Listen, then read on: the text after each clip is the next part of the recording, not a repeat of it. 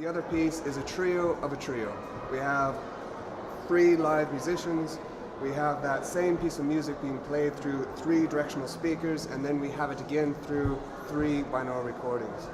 When you hear the 3 musicians playing live, but then you hear them, the same piece of music as directional speakers or as binaural recordings, it's the same sound, it's the same music, but heard in a different context. And again, how do we make sense of it? Does it still sound the same? And for the composers and the musicians, does this get them to think about music differently, composition differently, and the performance differently?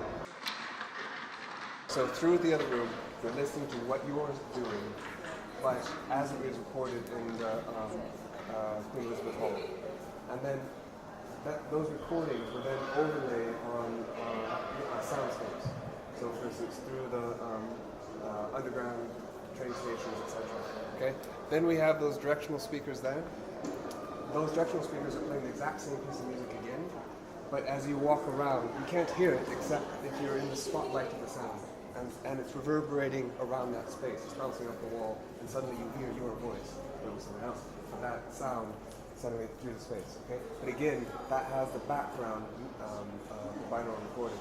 So the idea in this one is that the background, the tube in this case, is played here and it's spatially distributed. So the tube is actually coming down and going all over the place, and you're singing with it. So that's the background recording, the scenescape that you're playing. So we're mixed into that. You're mixed into that.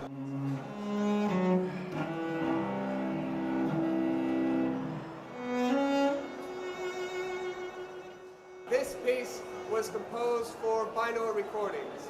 So if any of you have had a chance to listen to the recordings on the headphones, binaural recordings are very small microphones that go inside your ears, because the sound that's outside in the air, outside your ears, is very different from the sound that goes into your ears. Then what we've done is we've layered that on different soundscapes.